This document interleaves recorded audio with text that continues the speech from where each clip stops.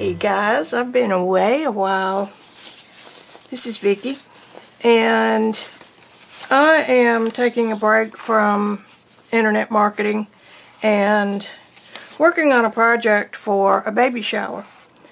So this is kind of a special baby shower because it was my late daughter's best friend, and she's naming her new baby girl after Sarah.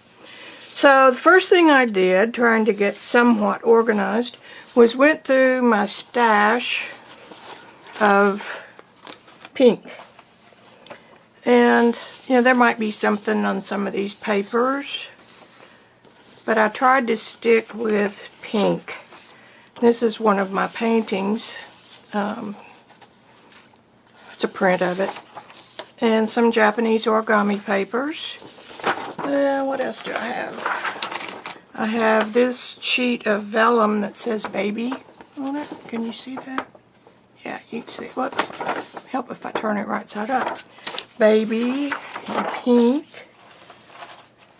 And went through my jelly papers and just tried to stay in that color range. I don't think this one will get used. It's too bright, and if I add some of the neon pink, I'll just be careful. And of course these can have a glaze of gesso on top of them. And that one's too purple. This one's kind of interesting. It's got some pink under it, and it's all wrinkled, which is really cool. Cool texture.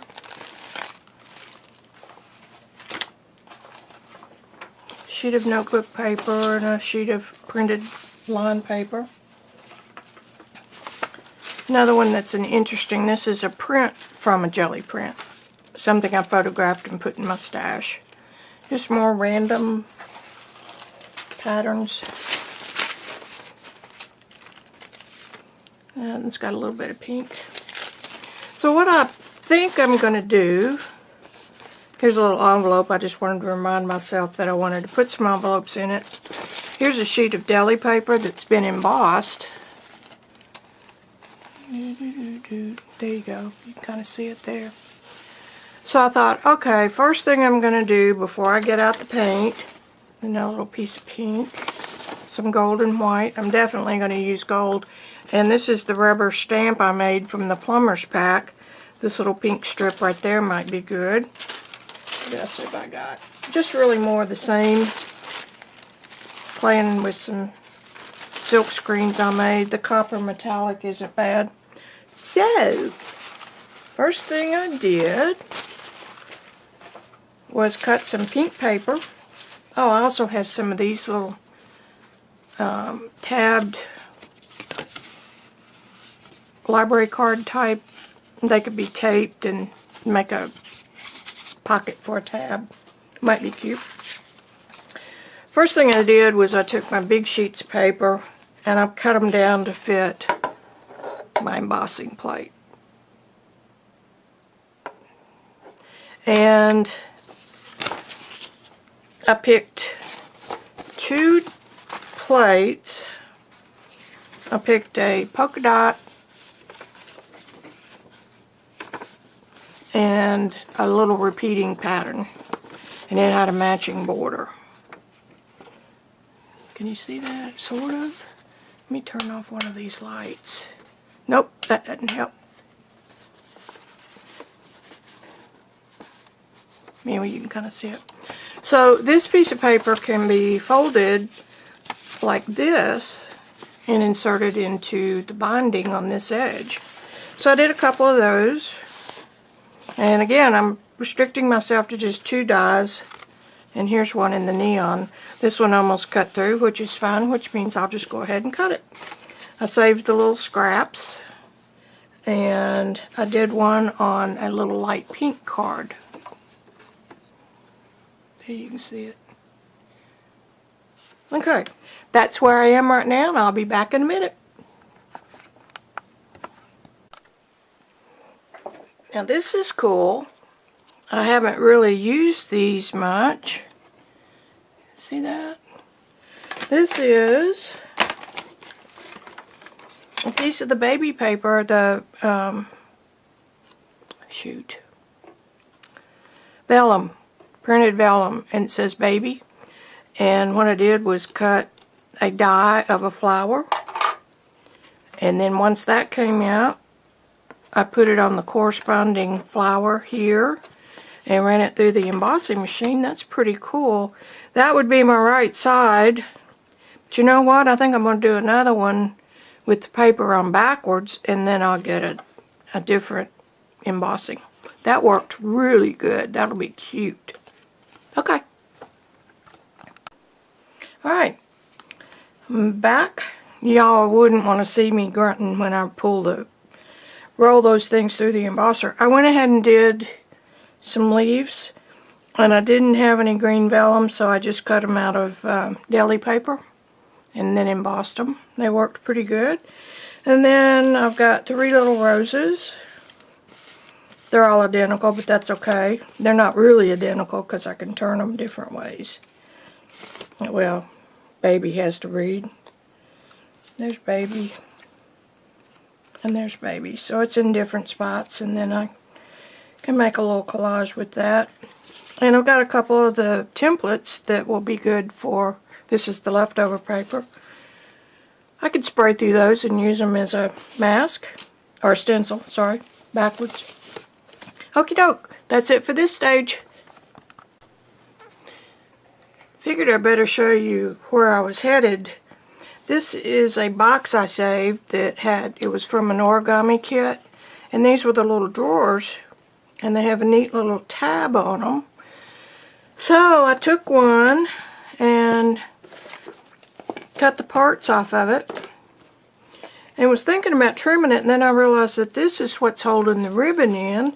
If I play my cards right, I can use that for some kind of an attacher on the book. So making some progress here. This is the overall size of the book. It is almost 9 by 10. And that'll be a good, nice size. But the thing I like about this is it's already got 2 pieces of chipboard. Can you see that? And the paper's really nice. I wish it was pink, but oh well, you can't have everything. I think I'm going to put fabric on it anyway, some canvas. So that's where I am now. Back in a bit. Okay, I noticed when I took one of these was split, but none of the rest of them were. So, not knowing if I could get a hole punch through that for the binding, I decided I'd cut another one. So all I did was scored right down the middle, and then it popped right open. And now I know that I can get through this centerpiece and probably can get through this thicker chipboard. It's thicker than a cereal box, but I think it'll work for my spine. And then I'm trying to decide if this is too much of an endeavor for the amount of time I have. I could take one of these off, and I think that's what I'm going to do. I don't want to work myself to death between now and Sunday. Take one off.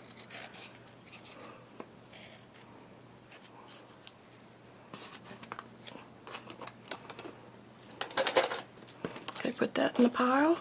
Now that's a little more reasonable spine. Yeah, I think I can do that. And that'll give plenty of room for sticking stuff in and you know, make some room for thick pages. Alright, the next thing I did, I went out in my backyard where there is a roll of Tyvek. And this is the synthetic sheathing that's used in house building. And it cuts the wind. It's a vapor barrier, keeps the wind from going right through the house. So then I had to dry it off because of course it's snowing outside. or it has snowed. We've had quite a bit. So this is going to glue underneath all these pieces. Like so. And for strength, I'll probably just wrap it right up over the top like that. It'll be sealed down with matte medium. The first thing I'm going to do though is I'm going to use shipping tape, just clear shipping tape, to hold these pieces together just the way I want them. And then put the Tyvek on, and then the book cover will be ready for decorating. See you in a bit.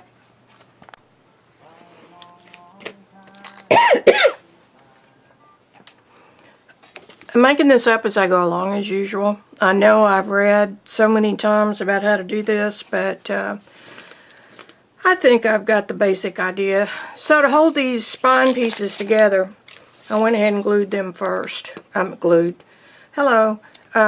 them on a strip of shipping tape. And they're relatively spaced. Good enough for who it's for. That's a joke. So now I'm going to figure out what I'm going to do next. So the cover's going to go here and here. So I think what I'm going to do is pull out some more shipping tape.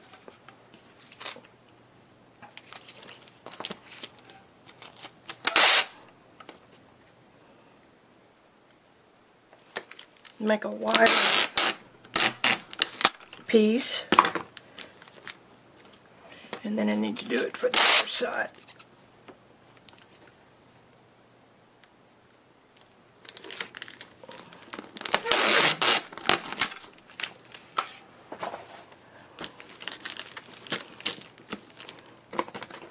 Make sure that's burnished down really, really good. This is my cute little rolling pin I got to make. Don't burnish it down to your wax paper.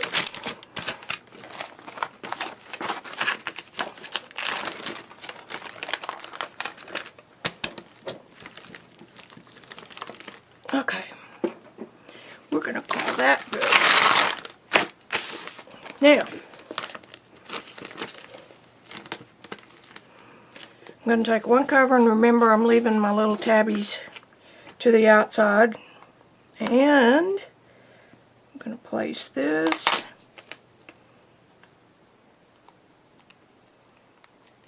right there. So easy, even girls can do it. Okay, tab to the outside.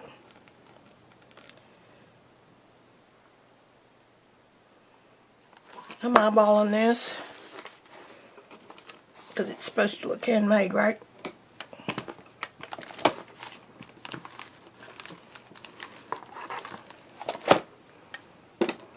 Okay, flip it over.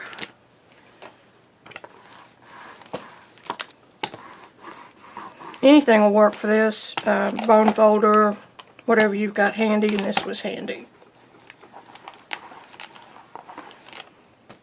I've got a brayer sitting right here. That looks pretty good. By the time I finish decorating that binding, if it's off a little bit, nobody will ever know. Okay, flip it back over. And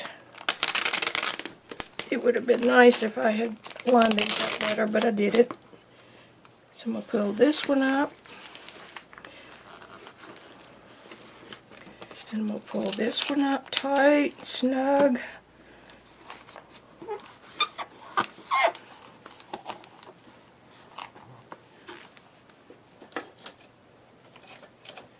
Not a bone folder in sight.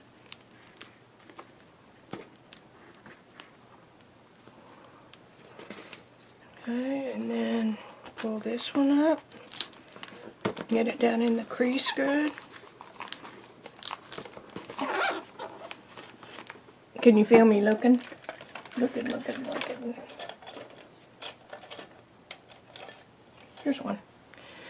This is a handmade one I inherited from a friend of mine who retired to a nursing home and gave up all of her art supplies.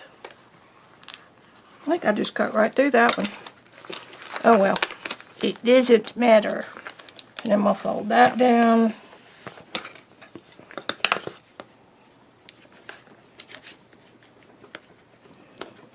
And because I didn't measure, I've got a little gap here. Might as well make things even. And I had a little piece left over from something else that's not long enough. Okay, quit trying to be so stingy. Besides that, you got to make sure that spot that you cut through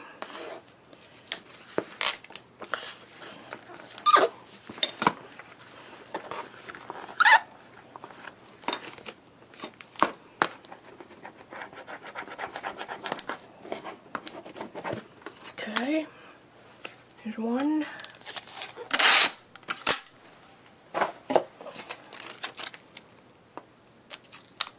There's two.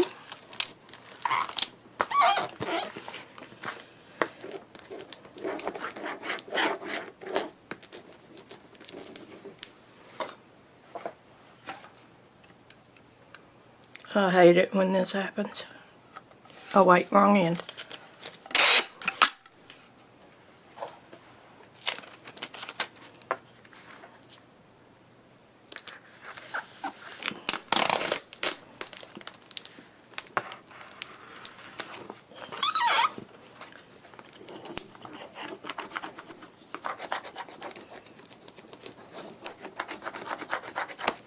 Alright, voila, now we have a book cover with a little bit of a flexible binding. Now how cool is that, tell me? Along with all the trash that was on my desk. Alright, now Tyvek, I think I'm through with this.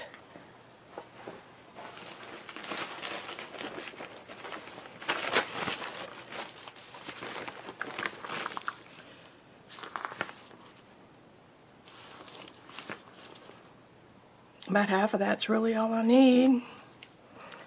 About right there.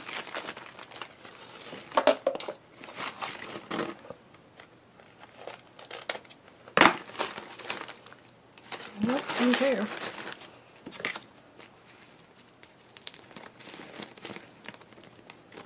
It's got these nice little weaving lines about every 1/8 of an inch. That's handy. Now I'm going to cut enough because Randy brought home the end of a roll, so there is enough Tyvek for me to go into business. Shut up, Victoria, we're not going into business.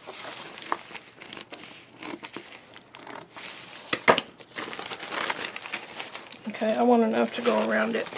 I'm just going to cut it all the way to the end. Not being frugal.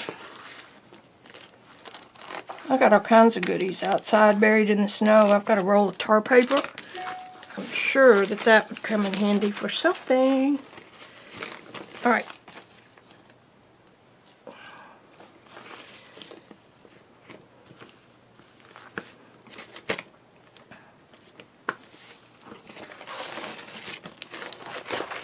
Okay, this is what we're after. And I'm going to use matte medium for this. So I'm going to turn it off now because you don't want to watch paint dry. That's about how interesting that's going to be. So I'll be back. Okay, that didn't take long. I've wrapped it and matte mediumed it, and it's good and wet. And I've made sure that the seams work. Well, you know what I mean. No, you probably don't know what I mean. Anywhere there's a seam or a space, I'm just kind of making sure there's plenty of material in there. Making sure all the edges are down good. On the back side, that's a little bubble of extra matte medium. Okay. Oh, voila.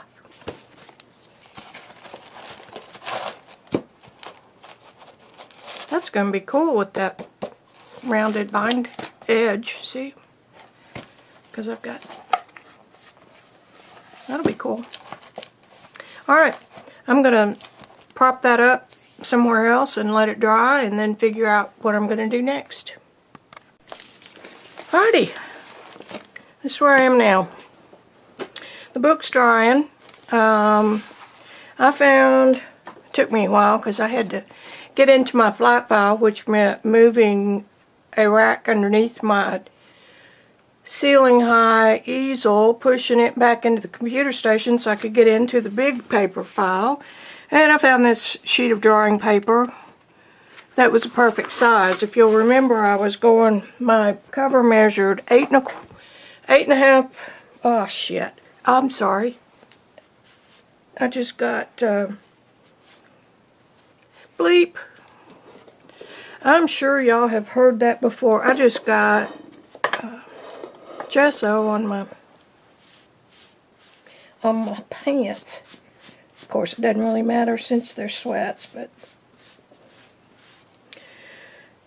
well, y'all know the real Wiki now.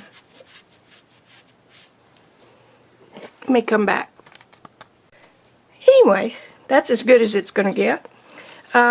This paper is bigger than what I needed, and I like to have plenty of ease to the edges. So this is 12 inches, and these sheets are folded in half. 9 by 12, and I needed 8.5 by 9.5, and then take off ease for anything that sticks over the edge so it won't hang out of the book. I'll trim this down to 8.25 by 9.25. No serious math there. This is just drawing paper. It's a heavyweight drawing paper, but it is not meant for water media. So I'm thinking I'm going to cover it with gesso. And I had this left from another project. It has just a little bit of a buff color in it. And I'm kind of thinking about that and then alternating some pages with a real pale pink.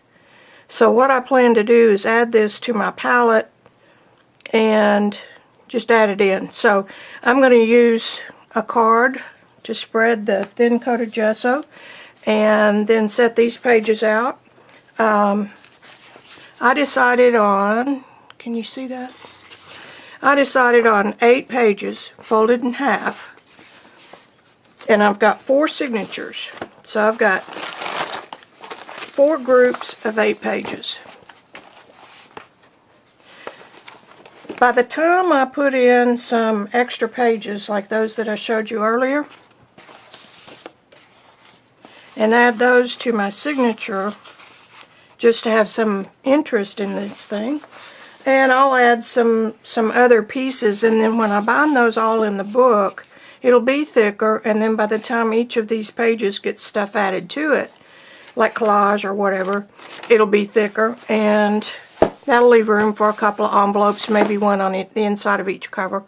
And then little Katie can fill New Sarah's book up all year long.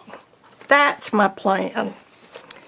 And I'll see you when I see you next. This is going to take a while, and I want it to dry overnight, so bye.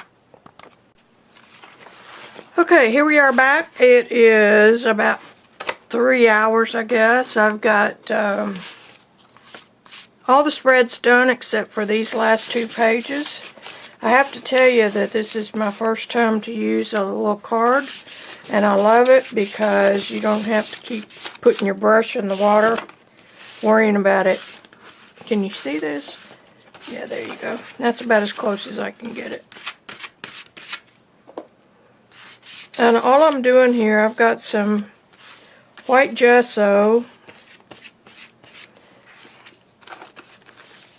that was left over from another project. It had kind of a buff color. And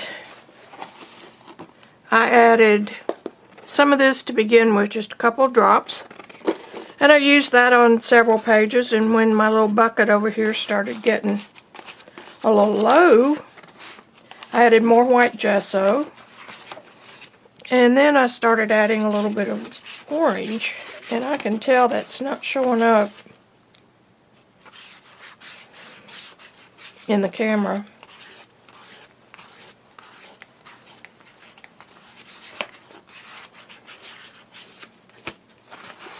That color's not showing up. But it's just barely tinted. I'd say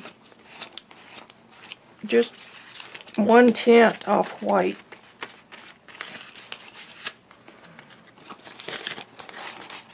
And then what I did, so these are the colors. I used pink, I used this orange, and I used a little bit of a metallic bronze.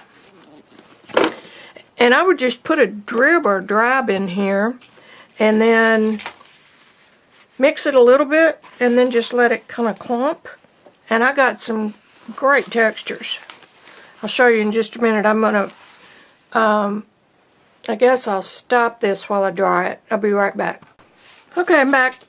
I've got one page left. And like I said earlier, this is drawing paper. Well, that was a good smooth move, X-Lax.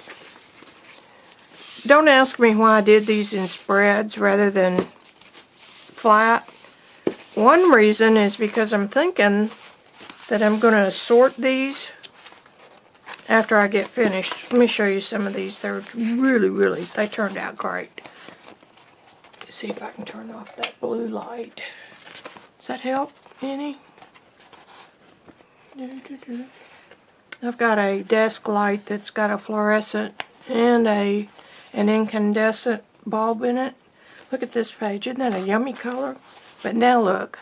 See how those streaks of paint that weren't totally mixed up turned out? Some have some streaks and some don't. This one's got a lot.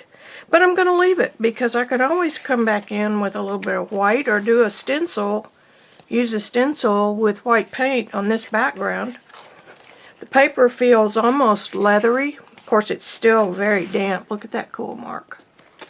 Almost looks marbled. And some plain ones. And that's my background. And I'll share, I'm taking each of these apart. I think the other thing this is doing is giving this paper a memory, so the creases will be easier when they're drying. And I've got them, I'll show you later, I've got a still shot. I've got them standing up in the bathtub, so they'll dry, and having the crease in there really helps let them stand up so they can dry overnight and not stick to each other. And you got to be careful when you use a blow dryer on this. Even though this is very thin with the card that I'm putting it on with, if you get it too hot, the stuff will boil, and then that makes a nasty pull up on your paper. So, live and learn. But I'm in a hurry and I'm tired. It's past time for adult beverage. So, we're going to consider that done. And I thought I'd be able to get this up tonight, but I'm done. I think so, after making a book cover and all these pages covered with gesso and tint. Sorry about that. I'm done. I'll see you on the flip-flop.